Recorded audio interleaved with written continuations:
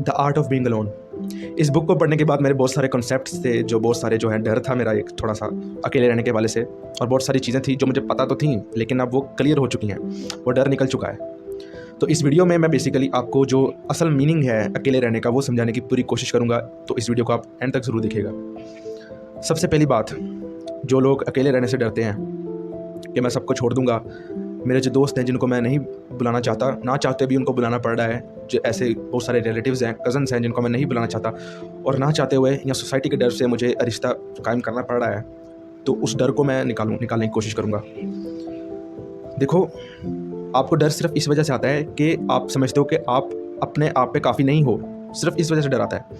जिस दिन आप ये समझ गए ना कि आप किस चीज़ के कैपेबल हो, किन किन चीज़ों के आप कैपेबल हो, उसके बाद आपको किसी की भी ज़रूरत नहीं पड़ेगी।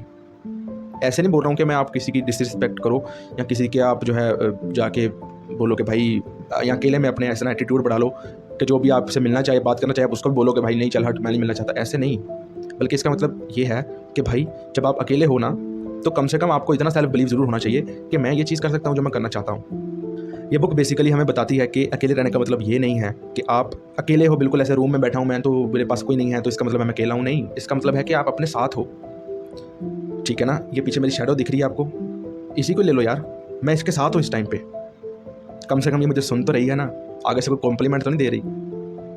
ठीक है, मेरे बात करने का मकसद ये है कि ये थोड़ा सा पागलपन लगेगा आपको, लेकिन अकेले रहने का मतलब असल मायनों में यही है कि आप अपने साथ होते हो उस टाइम पे। आपकी इनर सेल्फ, आपकी थॉट्स, आपका सबकॉन्शियस माइंड, आपका कॉन्शियस माइंड, ठीक है ना, आप उसके साथ होते हो।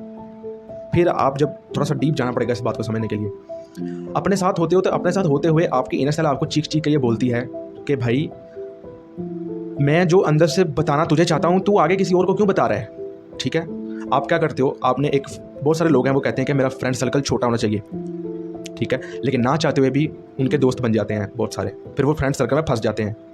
ऐसे दोस्त बन जाते हैं जिनसे वो नहीं रखना चाहते थे दोस्ती, लेकिन वो बन गए हैं। अब जो बातें हैं अंदर की, कुछ ऐसी बातें होती हैं जो आप अपने अंदर ही रखना चाहते हो, या आप अपने सिर्फ एक बेस्ट फ्रेंड को बताना चाहते हो, वो आप उनको बाय डिफ़ॉल्ट बता देते हो, जो जिनसे आपकी असल सही मानों में दोस्ती नहीं है।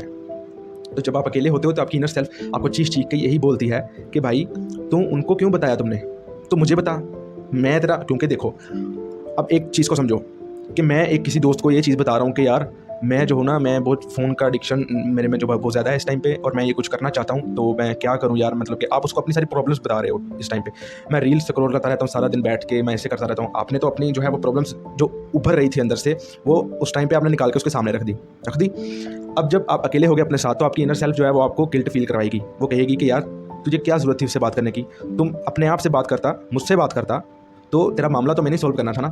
बात करने का मकसद है कि आपका जो भी प्रॉब्लम्स है, एट द एंड आपने खुद ही सॉल्व करनी है, आपकी इनर सेल्फ ने और आपने दोनों ने मिलकर सॉल्व करनी है। ठीक है, फ़ोन की एडिक्शन आपका दोस्त आके नहीं आपसे छुड़वाएगा, या कोई भी आपको और प्रॉब्लम है वो आपका दोस्त आके कोई नहीं हल करेगा। ठीक है ना, हाँ ऐसा हो सकता है। देखो, कुछ प्रैक्टिकल चीज़ें होती हैं, जैसे कि मेरी बाइक ख़राब हो गई, फॉर एग्जाम्पल, ठीक है, for the sake of argument मैं ये बात ले लेता हूँ कि मेरी बाइक ख़राब हो गई, अगर बाहर से मेरा दोस्त जा रहा था तो मैंने उसको हेल्प ले ली उसकी कि भाई मुझे 2 मिनट के लिए अपनी बाइक दे दे, मैं चला जाऊँ काम। ठीक है, सो ये चीज़ें, ये चीज़ों की बात नहीं मैं कर रहा हूँ। ठीक है, इसके लिए तो भाई आपको कोई और भी हेल्प कर देगा भाई, जो उस टाइम पर खड़ा होगा।